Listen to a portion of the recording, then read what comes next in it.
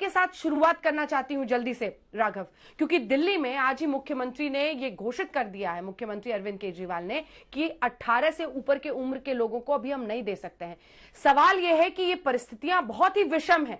अब केंद्र सरकार कहती है कि राज्यों के पास टीका है, आप लोग बता रहे हैं कि टीका नहीं है, जनता इसमें पिस रही है।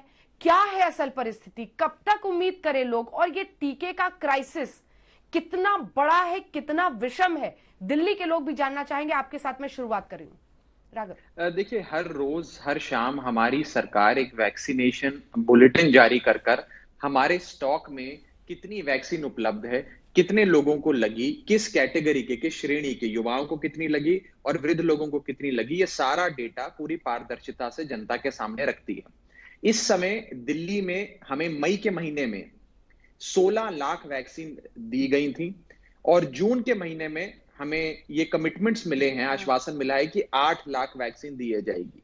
जहां पे दिल्ली सरकार की मांग है 80 लाख वैक्सीन प्रति माह, वहां हमें मई में मात्र 16 लाख मिली थी, जो सारी लगा दी गई हैं। यानी कि अभी हमारी वैक्सीन स्टॉक खत्म है और अगले महीने हमें 16 भी नहीं दिया जा रहा है, 16 से भी घटाकर हमारा कोटा 8 लाख कर दिया गया है। युवाओं के लिए जो अंजना जी खास करके वैक्सीन है, जिसे 18 से 44 साल की कैटेगरी में जितने युवा लोग आते हैं, उनकी जितनी वैक्सीन हैं वो समाप्त हो गई हैं, स्टॉक समाप्त हैं और हमारे वैक्सीनेशन सेंटर बंद हैं। नंबर 2, इस लहर में हमने एक चीज जरूर सीखी, वो ये है कि ये वायरस युवाओं पर भी, कम उम्र के लोगों पर भी ज्यादा घातक साबित हो रहा है, लोगों की जानें जा रही हैं। इसलिए युवाओं को प्रोटेक्ट करना, जिन्होंने अभी अपना जीवन भी शुरू नहीं किया ठीक तरीके से, उन लोगों का जीवन बचाना बहुत आवश्यक हो जाता है। और उस दिशा में हमने ये कमिटमेंट ली, हमने ये वचन अपने आप को दिया कि हम 3 महीने के भीतर हर दिल्ली वाले को वैक्सीनेट कर देंगे। लेकिन अब स्थिति ये है कि वैक्सीन के अभाव में वैक्सीनेशन ड्राइव खत्म होती नजर आ रही है, रुकती थमती नजर आ रही है। इस दिशा में अंजना जी 2-3 बड़े सकारात्मक सुझाव अरविंद केजरीवाल जी ने दिए। मैं ज्यादा समय नहीं लूंगा, संक्षेप में बता देता हूं, और कोई भाजपा का साथी हो तो जरूर इस पे विचार विमर्श करे, हमसे चर्चा करे।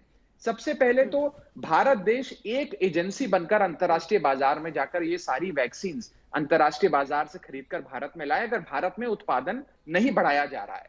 दूसरा, बहुत देश ऐसे हैं अंजना जी, विश्वास सारंग जी को भी साथ में दिखा दीजिएगा, जुड़ गए वो हमारे साथ। ठीक है राघव जी, तीनों सजेशन विश्वास सारंग जी, क्योंकि हम चाहते हैं कि बीजेपी की भी तरफ से कोई इस पर बोले, जवाब दे।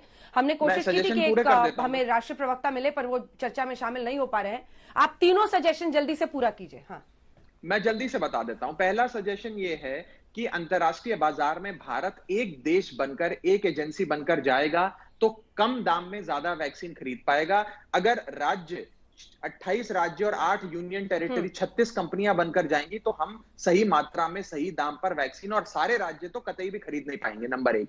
नंबर 2, बहुत देश ऐसे हैं अंजना जी इस दुनिया में, जिन देशों ने अपनी जनसंख्या से ज्यादा वैक्सीन खरीदकर होर्डिंग कर ली है।